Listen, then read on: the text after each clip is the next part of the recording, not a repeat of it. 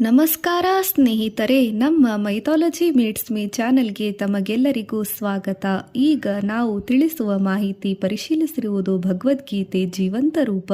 ಭಾರತದ ಆಧ್ಯಾತ್ಮಿಕ ಸಂಸ್ಕೃತಿಯಲ್ಲಿ ಪರಂಪರೆಯಲ್ಲಿ ಬರುವ ಸಾಂಪ್ರದಾಯಿಕ ಕೃತಿ ಜ್ಞಾನೇಶ್ವರಿ. ಇದನ್ನು ರಚಿಸಿರುವವರು ಸಂತ ಶ್ರೀ ಜ್ಞಾನೇಶ್ವರ ಮಹಾರಾಜ. ಶ್ರೀ ಪಾಂಡುರಂಗ ಶ್ರೀ ವಿಠ್ಠಲನ ಭಕ್ತರಾದ ಭಕ್ತಿಯಲ್ಲಿ ಸಾರ್ಥಕ ಜೀವನ ಇವರದು. ಸಂತ ಜ್ಞಾನೇಶ್ವರ ಮಹಾರಾಜರು ರಚಿಸಿದ ಜ್ಞಾನೇಶ್ವರಿ ಇದು ಭಗವದ್ಗೀತೆಯನ್ನು ಮರಾಠಿ ಭಾಷೆಯಲ್ಲಿ ಸರಳ ಯಥಾರ್ಥ ಭಾವಾರ್ಥ ರೂಪದಲ್ಲಿ ರಚಿಸಿದ್ದಾರೆ. ಜ್ಞಾನೇಶ್ವರಿ ಕೇವಲ ಒಂದು ಪುಸ್ತಕವಲ್ಲ, ಹೊರಗಿನಿಂದ ಕಂಡರೂ ಒಳಗಿನ ಜ್ಞಾನ ವಿಶೇಷ. ವೇದ, ಉಪನಿಷತ್ತು, ಪುರಾಣದ ಸಾರ, ಗೂಢ ರಹಸ್ಯ, ನಾಥ ಸಂಪ್ರದಾಯ, ಭಕ್ತಿ, ಶ್ರದ್ಧೆ, ಜ್ಞಾನ ಮಾರ್ಗ, ಯೋಗ, ಕರ್ಮ ಜ್ಞಾನ ಪೂರ್ಣ ಸಾರವನ್ನು ನೀಡಿದೆ. ಮಾನವ ಜೀವನಕ್ಕೆ ಬೆಳಕಾಗಿರುವ ಅನನ್ಯ ಆಶಾಕಿರಣದಲ್ಲಿ ಅದ್ಭುತ ಜ್ಞಾನದೀಪ ಜ್ಞಾನೇಶ್ವರಿ ಪುಸ್ತಕ.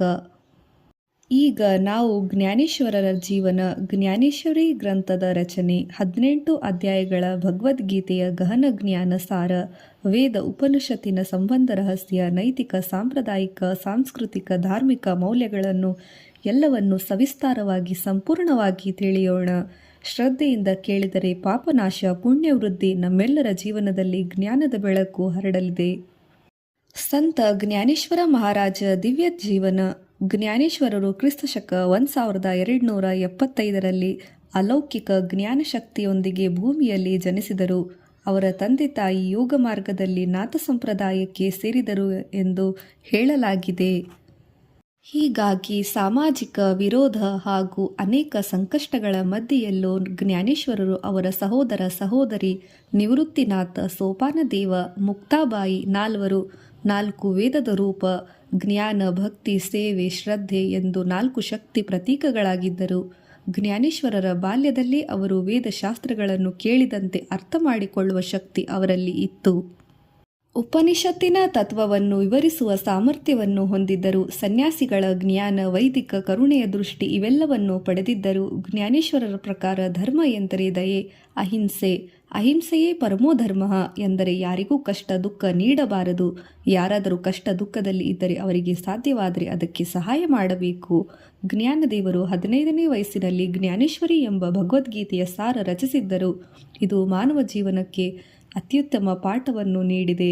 ಚಮತ್ಕಾರವಾಗಿ ಇವರು ಸ್ವಯಂ ಜ್ಞಾನದ ಮೂರ್ತಿ ಜ್ಞಾನೇಶ್ವರ ಮಹಾರಾಜರು.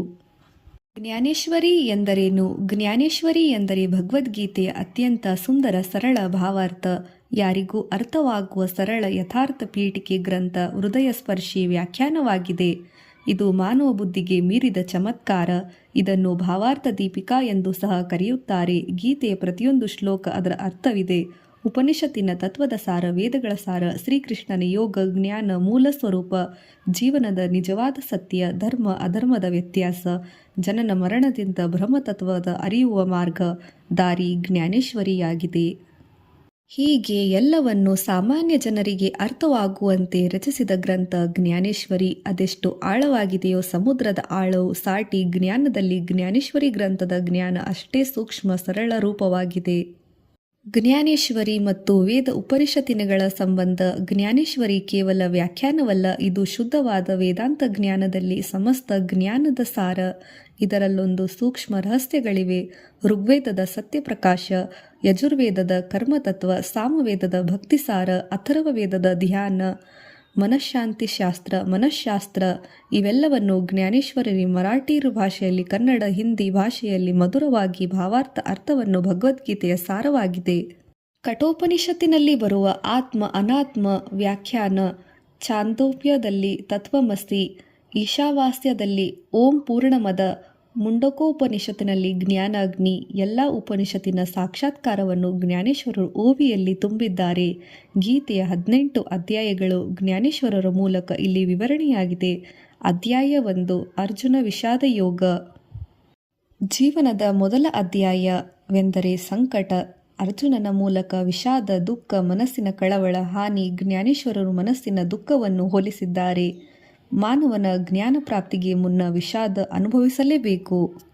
ಸಾಂಖ್ಯ ಯೋಗ ಶ್ರೀಕೃಷ್ಣನು ಹೇಳುವ ಅತಿ ಮೂಲಭೂತ ತತ್ವ ಆತ್ಮ ಅಮೃತ ದೇಹ ನಶ್ವರ.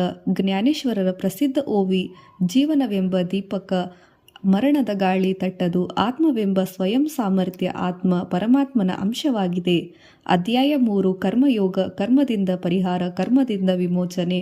ಕರ್ಮವೇ ನಿಜವಾದ ಯಜ್ಞ ಯಾಗವೆಂದು ಜ್ಞಾನದೇವರು ವಿವರಿಸಿದ್ದಾರೆ.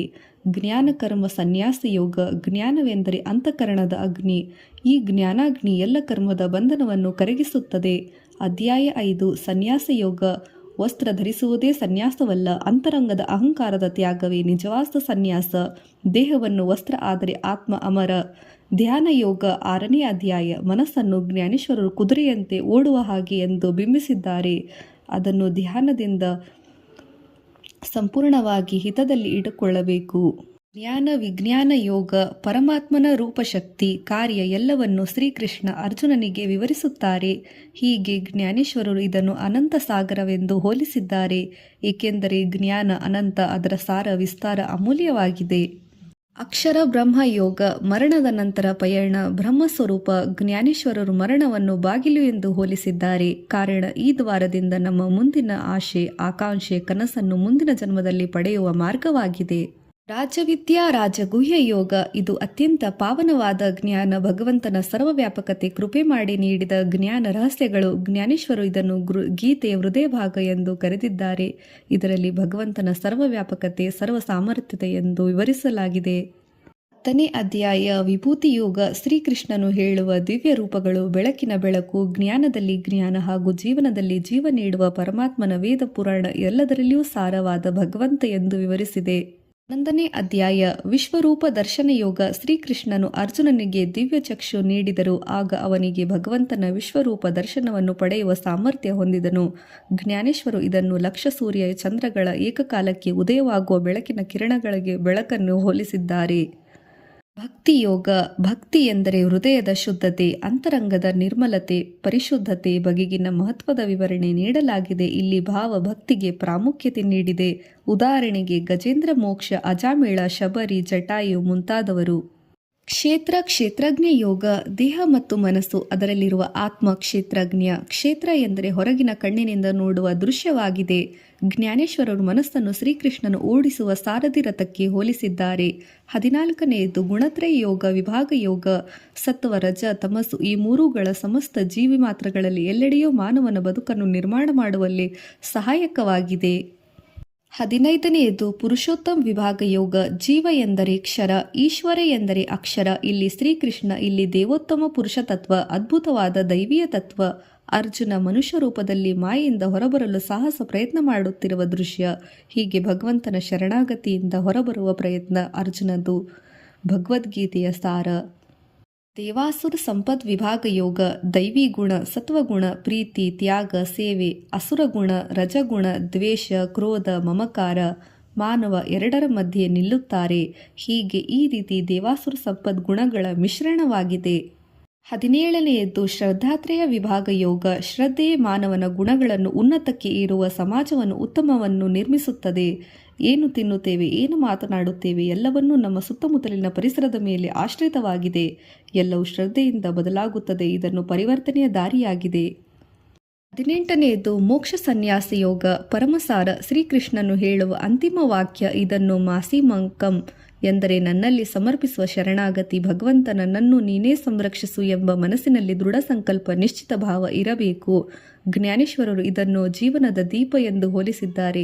ಶ್ರೀಕೃಷ್ಣ ಭಗವಂತನ ಶರಣಾದರೆ ಎಲ್ಲವನ್ನೂ ಸಾಧ್ಯವಾಗುತ್ತದೆ, ಅಸಾಧ್ಯವಾದದ್ದು ಯಾವುದೂ ಇಲ್ಲ ಎಂದು ಹೇಳಿದ್ದಾರೆ. ಜ್ಞಾನೇಶ್ವರರ ತತ್ವ ಜೀವನಕ್ಕೆ ಉಪಯುಕ್ತ ಪಾಠಗಳು. ಜ್ಞಾನೇಶ್ವರರ ತತ್ವ ಕೇವಲ ಶಾಂತಿಗೆ ಅಲ್ಲ, ಕತ್ತಲೆಯಿಂದ ರಾತ್ರಿಗೆ, ಬೆಳಕಿನಿಂದ ಹಗಲಿಗೆ ದಿನನಿತ್ಯ ಜೀವನವನ್ನು ಬದಲಾಯಿಸುವ ಜ್ಞಾನ ಮಾರ್ಗ. ಧರ್ಮ ಎಂದರೆ ದಯೆ, ಸಹನೆ, ತ್ಯಾಗ, ಪರರ ಹಿತ ಬಯಸುವುದು.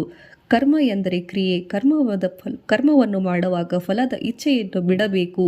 ಇದನ್ನು ನಿಷ್ಕಾಮ ಕರ್ಮ ಎಂದು ಹೇಳಲಾಗಿದೆ. ಭಕ್ತಿ ಸರಳ ಭಕ್ತಿ ಭಾವ, ಬಾಲಕರಂತೆ ಸೌಮ್ಯ ಮನೋಭಾವ, ತಂದೆ ತಾಯಿ ಗುರು ಹಿರಿಯರಲ್ಲಿ ನಿಷ್ಠೆ. ಜ್ಞಾನ ತನ್ನನ್ನು ತಾನು ಅರಿಯುವುದು, ಅಹಂ ಬ್ರಹ್ಮಾಸ್ಮಿ ತತ್ವಮಸಿ, ಸ್ವತಃ ತನ್ನನ್ನು ತಾನು ಅರಿಯಬೇಕು. ಯೋಗ ಮನಸ್ಸನ್ನು ನಿಯಂತ್ರಿಸಬೇಕು. ನೀತಿ ಸತ್ಯ, ಪ್ರೀತಿ, ಸೇವೆ, ಅಹಿಂಸೆ, ಸಮತೋಲನ. ನ್ಯಾಯಪ್ರಿಯತೆ, ಸತ್ಯ, ನಿಷ್ಠೆ, ಜ್ಞಾನದ ವ್ಯಾಮೋಹ ಇಲ್ಲದಿರುವುದು, ಅಹಂಕಾರ ಜ್ಞಾನದ ಮೂಲ. ಅದಕ್ಕಾಗಿ ಅಹಂಕಾರವನ್ನು ತ್ಯಜಿಸಬೇಕು. ಸೇವಾ ಮನೋಭಾವ, ದೃಢ ಸಂಕಲ್ಪ ಇದೆಲ್ಲ ಭಗವದ್ಗೀತೆಯ ಸಾರವಾಗಿದೆ. ಜ್ಞಾನೇಶ್ವರಿ ಭಾರತೀಯ ಸಂಸ್ಕೃತಿಯ ಮೇಲೆ ಪರಿಣಾಮ. ಜ್ಞಾನೇಶ್ವರಿ ವಾರ್ಕರಿ ಪರಂಪರೆಯ ಪಂಢರ್ಪುರದ ಭಕ್ತಿ ಮಾರ್ಗ, ದಾಸ ಪರಂಪರೆ, ಭಾಗವತ ಧರ್ಮ, ನಾಥ ಸಂಪ್ರದಾಯ, ಭಕ್ತಿ ಚಳುವಳಿ ಎಲ್ಲವನ್ನು ಏಕೀಕರಣಗೊಳಿಸಿದ ಮಹಾಗ್ರಂಥ. ಸ್ನೇಹಿತರೆ, ಜ್ಞಾನೇಶ್ವರಿ ಗ್ರಂಥ ಕೇವಲ ಸಾಹಿತ್ಯವಲ್ಲ, ಜೀವನ ಬದಲಾಯಿಸುವ ಜ್ಞಾನದ ಬೆಳಕು. ನೀವು ಗೀತೆಯ ನಿಜ ರೂಪದ ಸ್ವರೂಪವನ್ನು ತಿಳಿಯಬೇಕೆಂದರೆ ಜ್ಞಾನೇಶ್ವರಿ ಗ್ರಂಥವನ್ನು ಓದಿ ಅರಿತು ನಿಮ್ಮ ಜೀವನದಲ್ಲಿ ಜ್ಞಾನಶಕ್ತಿ ಹೆಚ್ಚಿಸಿ. ಧನ್ಯವಾದಗಳು. ನಿವೃತ್ತಿ ಜ್ಞಾನದೇವ್, ಸೋಪಾನ್ ಮುಕ್ತಬಾಯಿ, ಏಕನಾಥ ನಾಮದೇವ್, ತುಕಾರಾಮ್. ಪುಂಡಲೀಕ ವರದೆ ಹರಿವಿಠಲ ಶ್ರೀ ಜ್ಞಾನದೇವ ತುಕಾರಾಮ್.